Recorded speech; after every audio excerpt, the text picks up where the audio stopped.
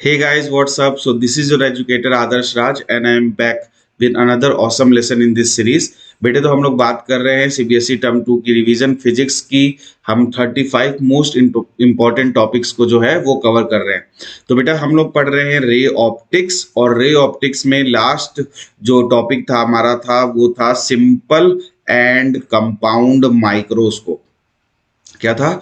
Simple and compound microscope. I hope आप लोगों ने ये लेक्चर देख लिया है। अगर आपने ये लेक्चर नहीं देखा है तो मैं इसकी जो लिंक है वो डिस्क्रिप्शन बॉक्स में डाल रहा हूँ।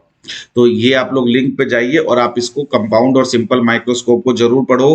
बेटा ये पेपर के लिए बहुत ज्यादा इंपॉर्टेंट है, आएगा ही आएगा। ठीक है, जिसमें माइक्रोस्कोप नहीं आएगा उस सेट में आपके क्या आ जाएगा आज का टॉपिक, जो कि है टेलीस्कोप। टेलीस्कोप भी बहुत ज्यादा इंपॉर्टेंट टॉपिक है बोर्ड के लिहाज से। ठीक है, तो आज हम लोग बात करने वाले हैं बेटा टेलीस्कोप की। टेलीस्कोप क्या होता है? टेलीस्कोप एक ऐसा इंस्ट्रूमेंट होता है जो कि बहुत दूर के जो ऑब्जेक्ट्स होते हैं, जैसे स्टार्स हैं या कोई प्लैनेट्स हैं, दूसरे प्लैनेट्स, उनको देखने के लिए हम लोग इस्तेमाल करते हैं। तो it is an instrument which is used to see the distant object such as star or any planet which is very far away from the earth। तो उसको हम लोग क्या बोलते हैं बेटा? टेलीस्कोप। मेनली 3 टाइप के टेलीस्कोप्स यूज किए जाते हैं। Number 1 is the astronomical telescope. नाम से ही पता चल रहा है एस्ट्रोनॉमिकल का मतलब क्या हो गया? जो एस्ट्रोनॉमिकल ऑब्जेक्ट्स हैं जैसे स्टार्स वगैरह हैं उनको देखने के लिए यूज किया जाता है। सेकंड है टेरेस्ट्रियल टेलीस्कोप और थर्ड है गैलीलियन टेलीस्कोप। तो बेटा आज हम इन सब के बारे में पढ़ेंगे। ठीक है, अब आपके पेपर में जो सिलेबस है उसमें डिफाइन कर रखा है कि आपको जो टेलीस्कोप पढ़ना है वो पढ़ना है refracting type and reflecting type. तो आपका जो एस्ट्रोनॉमिकल टेलीस्कोप होता है और टेरेस्ट्रियल टेलीस्कोप होता है वो एक तरीके का रिफ्रैक्टिंग टाइप टेलीस्कोप होता है, और गैलीलियन टेलीस्कोप जो है वो एक तरीके का रिफ्लेक्टिंग टाइप टेलीस्कोप है। ठीक है, तो एक एक करके इनको हम डिस्कस करेंगे। सबसे पहले बेटा हम लोग बात करते हैं एस्ट्रोनॉमिकल टेलीस्कोप की। ठीक है, तो यहां पे देखिए एस्ट्रोनॉमिकल टेलीस्कोप के पास क्या होता है, कंस्ट्रक्शन अगर देखें तो इसके पास 2 कन्वर्जिंग लेंस होते हैं जिनको हम कोएक्सियली प्लेस करते हैं। एक होता है ऑब्जेक्टिव जिसके पास होता है large aperture and large focal length and the eyepiece having the small aperture and small focal length. बेटा ये सब पेपर में पूछा जाता है कि किसके पास लार्ज अपर्चर होता है, किसके पास स्मॉल अपर्चर होता है, किसका फोकल लेंथ ज्यादा होता है और किसका फोकल लेंथ कम होता है। तो आप देखोगे ऑब्जेक्टिव के पास लार्ज अपर्चर है और लार्ज फोकल लेंथ है, जबकि आई पीस के पास स्मॉल अपर्चर है एंड स्मॉल फोकल लेंथ है। When the object is placed between the two lenses, the image formed is real, inverted and diminished। तो आपको क्या याद रखना है, कैसी इमेज बनाता है? ये बनाता है real image, inverted image and diminished. Diminish का मतलब जो मैग्निफिकेशन होगा वो लेस देन 1 होगा। The separation between the eyepiece and the objective lens, जो हमारा आई पीस होता है और ऑब्जेक्टिव लेंस होता है उसके बीच की सेपरेशन को हम लोग क्या कर सकते हैं, एडजस्ट कर सकते हैं अपनी इमेज को अच्छे से देखने के लिए। ठीक है, तो ये हमारा है एस्ट्रोनॉमिकल टेलीस्कोप। अब इसका डायग्राम मैं आपको दिखाता हूं। ये आपका ऑब्जेक्टिव लेंस हो गया बेटा, ये आपका आई पीस हो गया। देखिए आपका ऑब्जेक्टिव लेंस बड़ा है और इसका अपर्चर ये होता है बेटा अपर्चर, तो इसका अपर्चर बड़ा है, और आप आई पीस देखिए तो आई पीस का अपर्चर जो है वो छोटा है। ठीक है बेटा, अब हम क्या करेंगे, हमें इनफाइनाइटली दूर ऑब्जेक्ट्स को देखना है। तो पहली जो रेज आएगी वो कहां से, ऑब्जेक्टिव से पास करेगी, और ऑब्जेक्टिव से पास करके आपको एक इंटरमीडिएट इमेज दे देगी। ये इंटरमीडिएट इमेज को हम लोग देखेंगे, ये ऑब्जेक्ट की तरह काम करेगी आई पीस के लिए, और अपनी एक फाइनल इमेज बनाएगी। कहां पे ही बनाएगी, इन्फिनिटी पे ही। तो आपको जो ऑब्जेक्ट है वो वहीं पे ही दिखाई देगा, मतलब नियर अबाउट, लेकिन जो इमेज है वो आपको अच्छी दिखाई दे जाएगी उसकी। ठीक है, तो अब देखिए यहां पे हमने जो डिफाइन किया है मैग्नीफाइंग पावर को, हमेशा कैसे डिफाइन किया गया है, the angle subtended by the image to the angle subtended by the object. यहां पे भी हम लोग माइक्रोस्कोप वाला ही प्रिंसिपल मैग्नीफाइंग पावर को निकालने के लिए लगाएंगे। तो यहां पे देखिए जब इमेज की बात करें तो इमेज जो एंगल सबटेंड कर रहा है उसको हम लोग किससे लिख रहे हैं बेटा, बीटा से, और जो ऑब्जेक्ट सबटेंड कर रहा है उसको हम लोग कैसे लिख रहे हैं, अल्फा से। तो जब हम मैग्नीफायर पावर को डिफाइन करेंगे तो हम लोग मैग्नीफाइंग पावर को डिफाइन करते हैं बीटा बाई अल्फा। क्या डिफाइन करते हैं, बीटा बाई अल्फा। और क्योंकि एंगल्स स्मॉल है तो हम इसको 10 बीटा बाई 10 अल्फा भी लिख सकते हैं। क्या लिख सकते हैं बेटो, 10 बीटा बाई 10 अल्फा। अब देखो ध्यान से, अगर मैं इस ट्राइंगल को देखूं ओ बी डैश और ए डैश को, तो यहाँ पे 10 अल्फा की वैल्यू क्या आ जाएगी बेटा, 10 अल्फा की वैल्यू आ जाएगी परपेंडिकुलर बाई बेस यानी कि H by O B dash.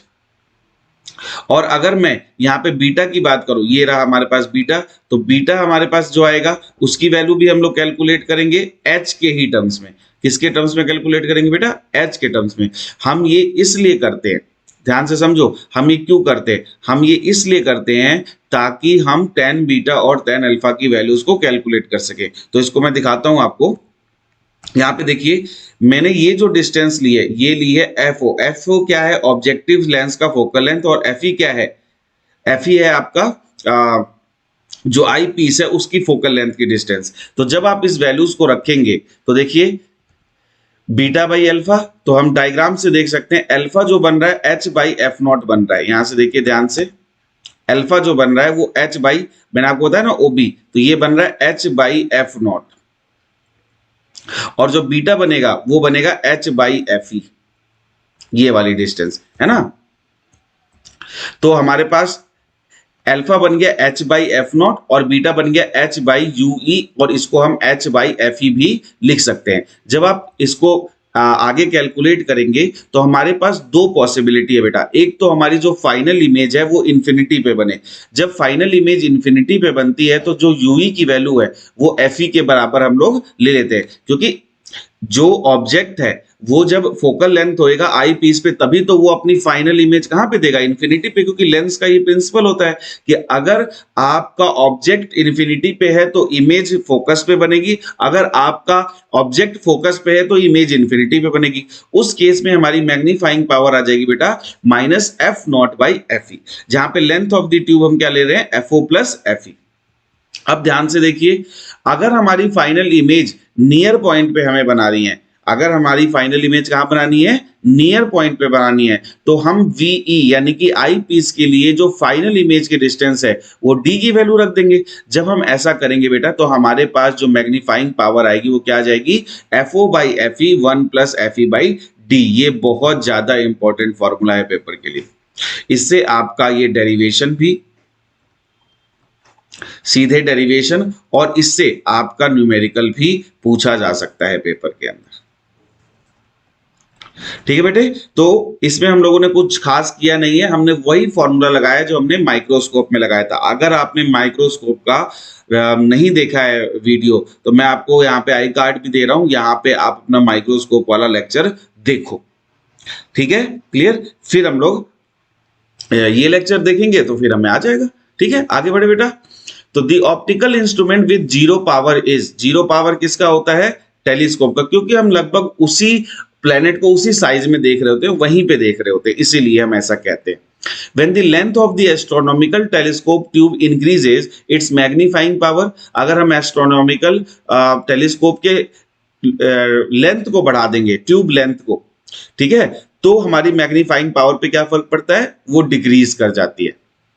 The magnifying power of an astronomical telescope can be increased if V increases the focal length of objective, increases the focal length of eyepiece, decreases the focal length of objective, and decrease the focal length of objective and increase the focal length of the eyepiece। तो हमारा answer क्या आ जाएगा बेटा, increase the focal length of the objective। तो जब हम objective lens के focal length को इंक्रीज कर देंगे तो मैग्नीफाइंग क्या हो जाएगी, इंक्रीज हो जाएगी। क्लियर। तो अब हम लोग आगे बढ़ जाते हैं। अगला जो हमारा टेलीस्कोप है बेटा ये गैलीलियन टेलीस्कोप है। गैलीलियन टेलीस्कोप में क्या होगा, अगेन जो है रेज आ रही है इन्फिनिटी से, जो कि एक एंगल अल्फा सबटेंड करेगी। यहाँ पे एक ऑब्जेक्टिव लेंस है जो कि कन्वेक्स है, हमारा जो आई पीस है वो कनकेव है। इसकी वजह से जो हमारी इंटरमीडिएट इमेज बन रही है वो अगेन यहाँ पे बन रही है, क्या बन रही है बेटा, ये बन रही है रियल, डिमिनिश्ड एंड इन्वर्टेड। ठीक है, अब ये जो हमारी इंटरमीडिएट इमेज है वो क्या करेगी, ऑब्जेक्ट की तरह काम करेगी। किस लेंस के लिए, कनकेव लेंस के लिए। और ये ऑब्जेक्ट अपनी फाइनल इमेज जो है वो यहाँ पे दे देगा। तो इस तरीके से पूरा गैलीलियन टेलीस्कोप की वर्किंग चलती है। हर टेलीस्कोप और हर माइक्रोस्कोप में यही हो रहा है कि जो पहला ऑब्जेक्टिव लेंस होता है वो एक इंटरमीडिएट इमेज देता है। इंटरमीडिएट इमेज दूसरे लेंस के लिए ऑब्जेक्ट की तरह काम करती है और फिर वो लेंस उसकी एक फाइनल इमेज बना देता है। यही हर केस में होता है बेटा, ठीक है, कोई केस अलग है नहीं। क्लियर? अब गैलीलियन टेलीस्कोप क्या होता है, एक तरीके का टेरेस्ट्रियल टेलीस्कोप है, लेकिन इसका जो फील्ड ऑफ व्यू है वो बहुत छोटा होता है। इसके अंदर ऑब्जेक्टिव लेंस जो होती है वो कन्वर्जिंग होती है, आई लेंस जो होती है डाइवर्जिंग होती है, फाइनल इमेज जो होती है वो वर्चुअल होती है, इरेक्ट होती है एंड डिमिनिश होती है। ये इंपॉर्टेंट है। और जो मैग्नीफाइंग पावर होती है वो होती है एफ नॉट बाई यू ई। जब हम फार डिस्टेंस लेते हैं तो यही यू ई हमारा एफ ई बन जाता है। तो फार डिस्टेंस के लिए हमारे पास एम की वैल्यू आ जाती है एफ नॉट बाई एफ ई, और जबकि नियर डिस्टेंस के लिए हमारे पास आ जाती है F not by F E 1 minus F E by D. जबकि आप लोग देख रहे थे कि एस्ट्रोनॉमिकल टेलीस्कोप में क्या हो रहा था, यही value 1 plus F E by D आ रही थी। यही तो अंतर आ रहा था और कोई खास अंतर नहीं आ रहा था। तो इस चीज का आप लोगों को ध्यान रखना है। ये वैल्यू सीधे पेपर में पूछी जा सकती है, अगर सीधे नहीं पूछा जाएगा तो डिराइव करके पूछना होगा। ठीक है, तो ये था हमारा गैलीलियन टेलीस्कोप बेटा। ठीक है, इसके बाद आता है हमारे पास रिफ्लेक्टिंग टेलीस्कोप। तो ये तो थे रिफ्रैक्टिंग, ये है रिफ्लेक्टिंग। रिफ्लेक्टिंग टेलीस्कोप में क्या होता है, जो ऑब्जेक्टिव लेंस होती है वो एक कर्व्ड मिरर होती है। क्या होती है बेटा? Curved mirror. तो ये हमारी ऑब्जेक्टिव मिरर है, ये हमारी सेकेंडरी मिरर है। यहां से लाइट रे आ रही है, इनकमिंग लाइट रेस, ये क्या करेंगी, टकराएंगी, और टकराने के बाद यहाँ पे 2 बार रिफ्लेक्शन होगा।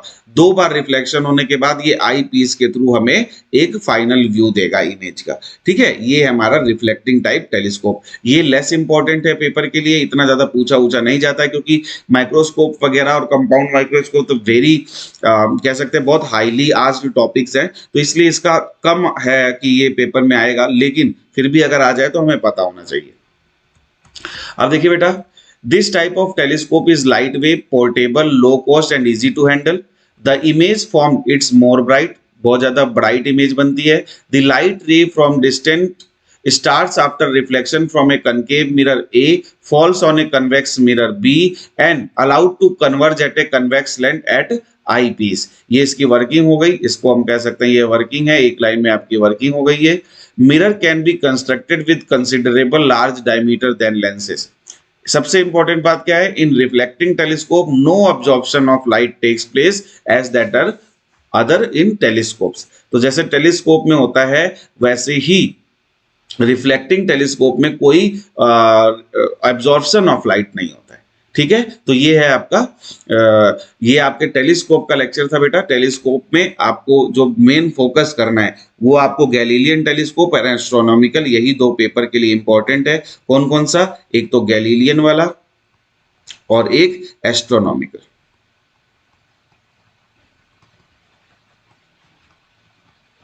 ठीक है, बाकी अगर आपको ये लेक्चर पसंद आया है तो आपको पता है कि आपको क्या करना है, सब्सक्राइब का बटन दबाइए और शेयर करिए इस वीडियो को अपने फ्रेंड्स एंड फैमिली के साथ।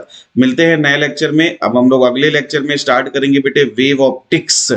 वेव ऑप्टिक्स जो कि बहुत है हॉट टॉपिक। ठीक है, तो बहुत हॉट टॉपिक है, इसको हम लोग अगले लेक्चर से स्टार्ट करेंगे। पहला जो आपका यूनिट है वो आपका खत्म हो गया रिवीजन सीरीज का। ठीक है, तो मिलते हैं वेव ऑप्टिक्स के साथ नए लेक्चर में। ठीक है बेटा, तब तक के लिए हैव अ ग्रेट डे।